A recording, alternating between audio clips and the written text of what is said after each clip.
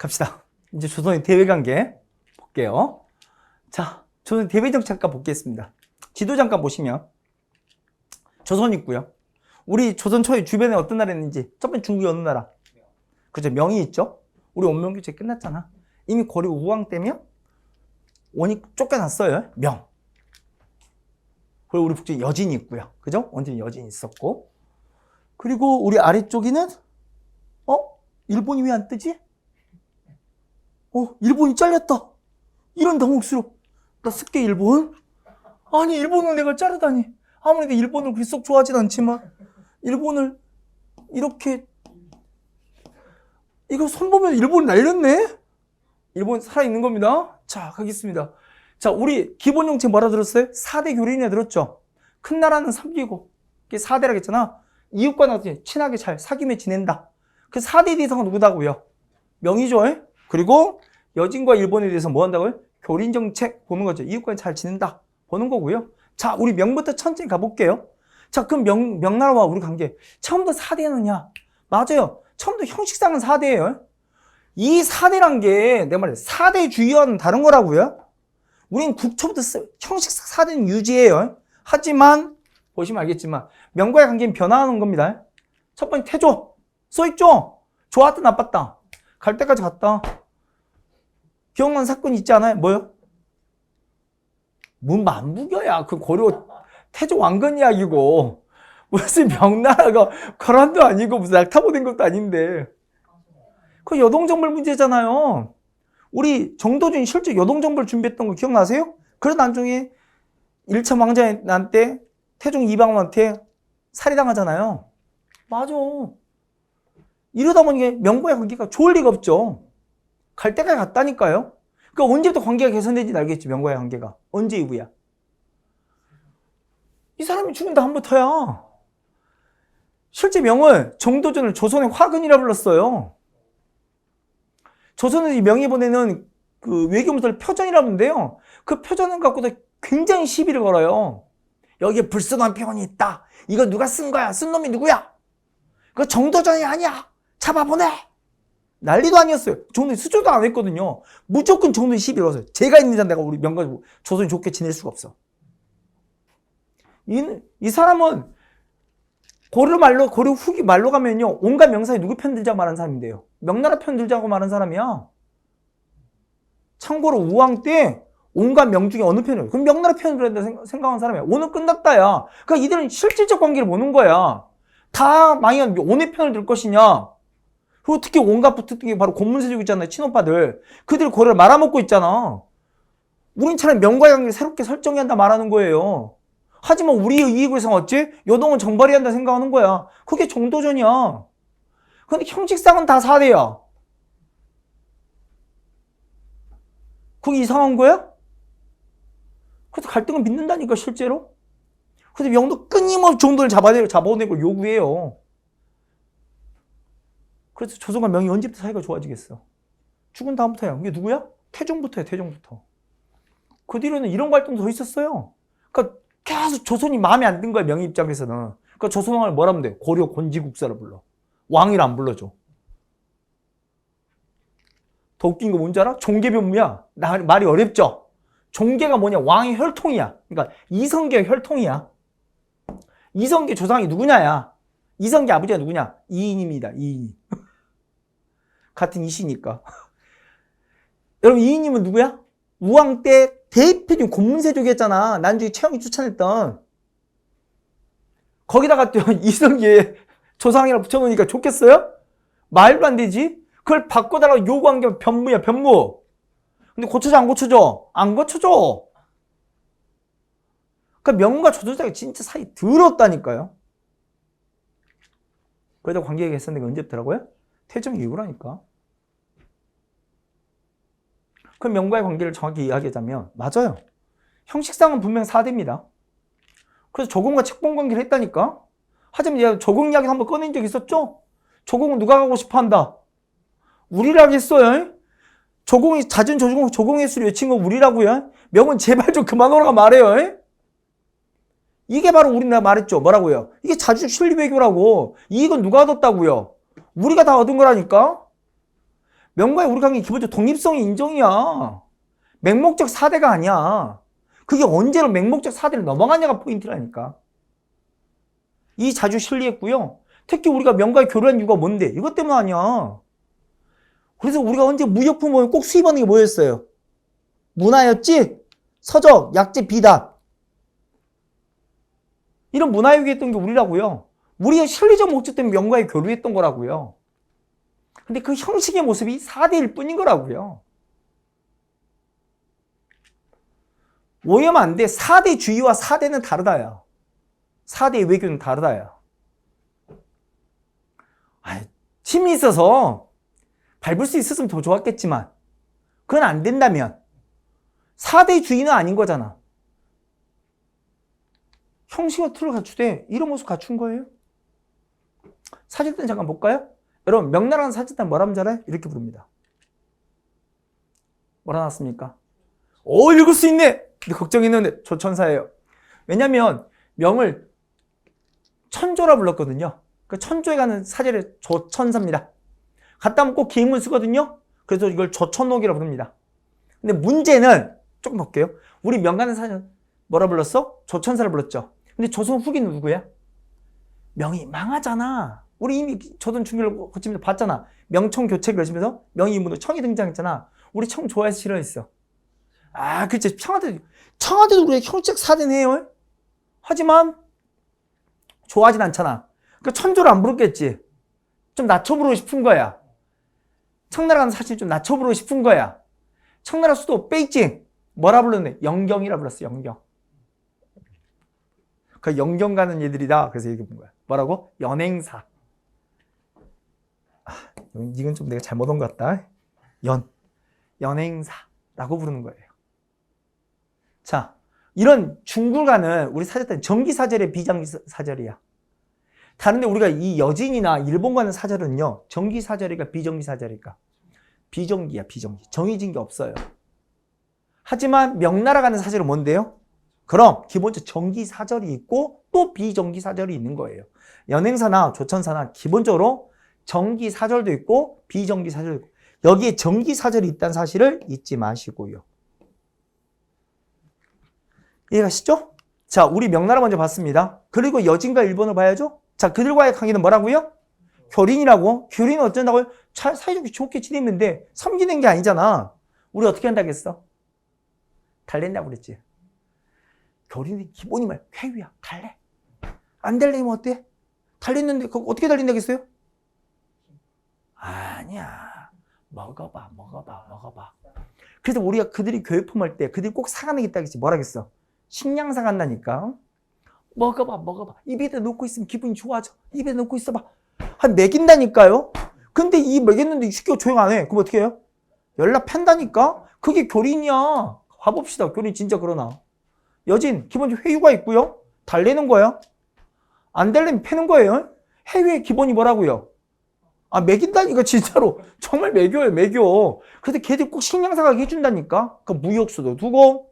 자, 또 서울에도 얘들 사신들이 머무는 곳이 있었지. 거기서 교육이 된다니까. 뭐라겠어? 여진이 우리 어느 쪽에 있어? 북쪽에 있잖아. 뭐라 불렀어?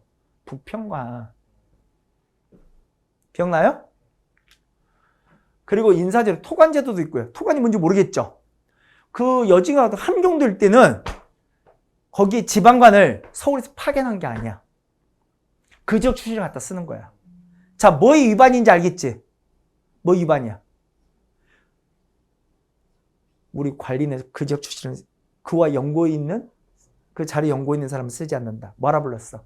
상피 위반이야. 하지만 북방의 안정을 위해서는 그 지역을 잘하는 애가 그 지역을 다스리는 게 맞다야. 인정한다. 토가. 이걸 바꾸려 했던 인물이 누군데? 소개해줄게. 그게 세조야. 세조는 이제 중앙집권을 강화할 거 아니야. 특히나 세조 성격은 중앙집권이 다 알겠지. 그러면 이제 토관 인정 안 하겠지. 지방을 내려보내는 거야. 그러면 누가 열받겠어? 그 지에 토착민이 열받겠지. 뭔데 내려와? 짜증날 거 아니야. 그래서 바로 반란 터져. 그게 뭐였어? 이시엔 아니라 부른 거야. 그러면서 모두 없애버린 거야. 세조가 열받아갖고. 야, 지방의 다 때려쳐. 이씨. 그래서 못 폐지했어. 유양소도 폐지하는 거야. 그래서 유양소 그때 한때 폐지되기도 해. 근데 그 전까지 한때 운영한 게 토간이야. 어떻게든 달리고 가보겠다, 야. 그런데 이것들이 말을 안 듣네. 그럼 어쩌겠어요? 팬다니까? 특히 세종을 생각한 거야. 우리 북방 안정을 위해서 뭐가 필요하다, 야. 국경선을 확정해야 한다, 야. 꼭 뭘 끼워야 한다, 야. 우리 국경 뭘 끼던 거야? 강 끼고 했잖아. 압록강과 두만강 끼고 해야 한다, 야. 그게 설치한 게 바로 뭐야? 사군과 육진 설치야. 우리 가만 보시면 여기 반드시 필요하다, 야. 첫 번째, 우리 백수영 기점, 이 강을 우리가 뭐라 본 거야? 압록강. 이 강을 뭐라 본 거야? 두만강. 이 도하작전 세상에 제일 어려운 거라니까? 공성작전보다도 도하작전이 더 어려운 거야. 강 건너는 게 세상에 제일 어려워. 여기에 천연의 요새가 될 수 있는 거야. 그래서 반드시 압록강 껴야지 북방을 안정시킬 수 있다야. 두만강 껴야지 안정시킬 수 있다야. 그래서 개척한 게 바로 뭐야? 사군과 육진이야. 이때 유명한 인물이 바로 누구고? 최윤덕과 김종서가 있는 거고요. 내 최윤덕 이야기했지? 이 양반 환갑 다 됐어도 출전했던 사람이야. 세종이 무서운 사람이에요. 황희는 죽기 직전까지 영의정을 근무했죠. 빡세게 굴린 거고요. 황희의 영의정은 고통이었을지도 몰라요. 최윤덕도 나이 60 다 됐는데 가서 뛰라 한다니까요. 그 뛰었던 게 최윤덕이고요.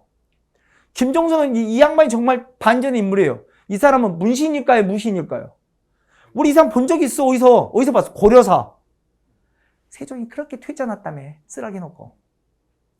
그거 악착을 써. 그래도 쓴 게 이 김종서라니까. 그 퇴짜 속에 끝까지 써가는 사람이야.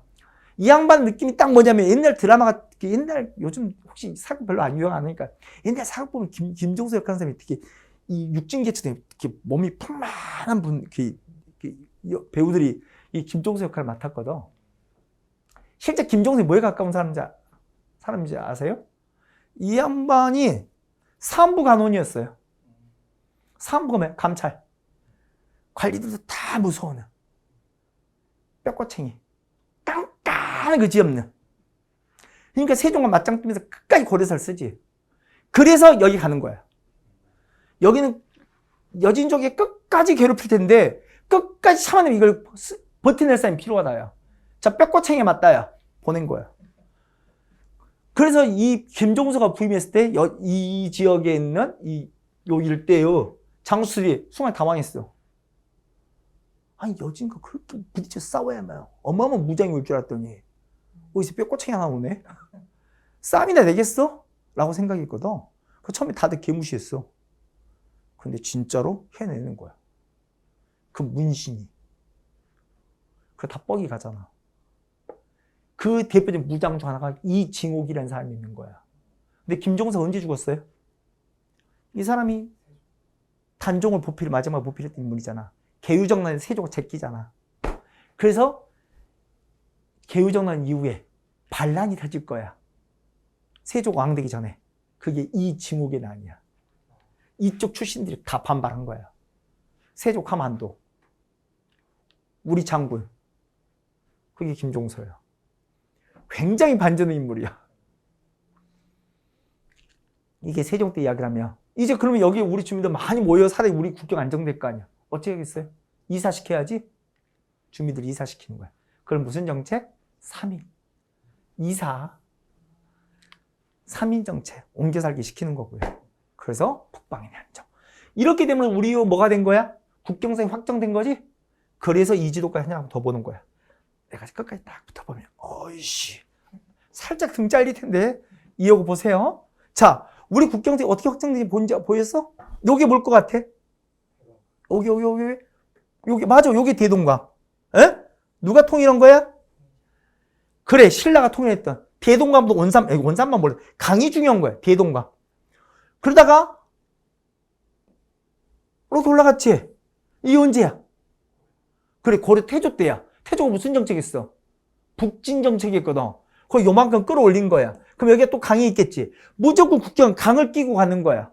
이게 무슨 강? 대동강 위에 있는 강이 바로 무슨 강? 청천강.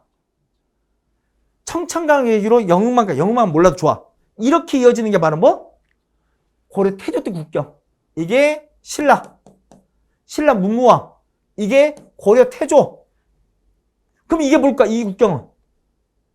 그 전에 이 지역을 차지했다. A를 차지했다. 이게 뭘 것 같아? 요게 압록강이라고 했잖아. 압록강 동쪽에 있지. 여기 마을이 몇 개나 있을까?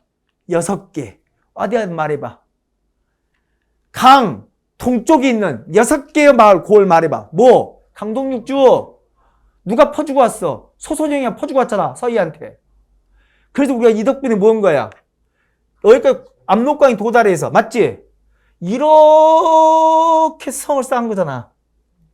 거란 담불 이친 다음에. 이게 바로 뭐? 이게 천리장성. 현종이 3자 7년 다 물리치고 나서 그 뒤에서는 천리장성. 이게 천리장성 이야기야. 그럼 이건 언제 봤어? 혹시? 요게 여기 뺐으면서 가진 거야. 여기 뭔데? 쌍성 총관부. 그걸 수복하면서 이 용토로 갖게 된 거야. 여기까지. 어느 왕? 그래, 이게 공민왕. 근데 여기는 아직 강을 다 끼지 못했지. 강을 다 껴야지 어째? 방어 위리하다며. 그래서 여기서 봤잖아. 뭐? 사군. 여기다 뭐 한 거야? 육진. 그럼 어째? 완벽하게 막을 수 있지. 이게 세종. 그리고 국경선의 확정. 이렇게 문제를 낼 수도 있는 거야. 한 장으로. 설명돼요? 이게 사군, 육진기적 국경선 확정까지 딱 본 거고. 갑니다. 자, 1번 보자. 1번은 자, 우리 무슨 정책 한다고요? 4대 교린 중에? 교리. 교리는 뭐 한다고? 회유하다가 안 되면 어쩐다고요? 팬다니까? 자, 1번은 어떻게 할까요? 그치, 패고 시작한다겠지? 다르다겠잖아. 왜? 님들 아직 겪지도 않았어. 왜 이래? 미래를 본 것도 아닌데 왜 이래? 그래, 고려 말해상을 보면 되잖아. 그들 엄청나게 노략질 했다니까, 왜구놈들. 패고 시작해야지. 우왕 때 그렇게 싸웠잖아. 기억나요? 홍건정 국민왕 때, 왜구는 우왕 때. 그때 패고 시작한다고. 자, 왜구 쓸어버려야겠죠. 뭐부터 정벌할까? 쓰지 마. 싹 쓸어버려야지. 이거 아빠가 준 선물인지 기억나죠? 임금은 세종이지만 지금 상원은 태종이 이종무 시켜서 했던 게 쓰시마 정벌과. 그리고 이제 회유한다니까. 어떻게 회유한다고요? 그럼 먹어보라니까. 입에다 놓고 시작한다니까. 이게 되게 단순한 게임이야. 세상은 굉장히 단순해요. 왜? 먹어봐라니까 진짜로. 교육을 허용한 거야. 그래서 외관을 설치한 거야. 총 몇 곳? 3곳. 3포를 연 거야. 이거 잘 봐요. 그리고 약조를 맺는 거야. 열고 약조를 맺었어. 무슨 약조? 계약조. 우리가 이제 일본과 약조가 몇 개 나올 텐데 꼭 잘 봐둬야 할게. 조선 초에 가장 유명한 약조가 바로 무슨 약조? 계약조. 있지만 첫 번째 약조야. 근데 옆에 이 말 쓴 이유가 뭘 것 같아? 스시마 도주라 써 있는 이유가. 실제로 조선과의 교도창구는 일본 왕이 아니야. 스시마 도주가 하는 거야. 왜? 이 당시 일본 왕은 뭔데? 허수아비야. 나중에 우리가 근대를 만나기 전까지요. 일본의 대표적인 근대적 교육이 뭐가 있어요? 혹시 들어봤나? 메이지 유신. 이거 메이지 유신 했던 일본 왕이 누구야? 메이지지, 메이지. 미치겠다. 그래서 메이지 유신이에요. 메이지가 있기 때문에. 메이지 유신, 메이지 이전에 여러분 일본 왕 이름 한번 대봐. 그 선생님 가르친 적이 없잖아요. 가르칠 필요가 없기 때문이야.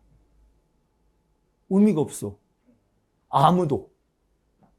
다 뭐? 허수아비야. 일본 누가 통치했어? 쇼군이 통치했어. 장군이. 힘은 걔들이 갖고 있는 거야.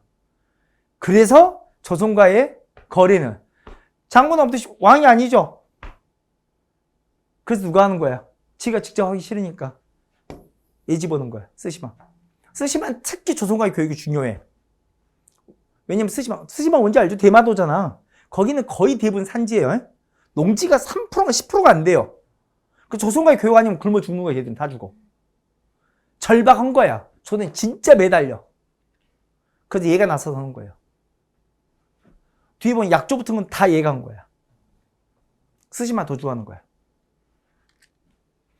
그리고 소개했죠. 여기가 부평관이라면 여기 뭐야? 동평관이지? 우리 동쪽에 있으니까. 이 소개돼 있죠? 저 전체 태종대 코끼리 놓은 적 있었고, 그걸로 빌미는 어째요? 대장경적! 아이, 판본 더 줘! 우리 안 준다겠죠?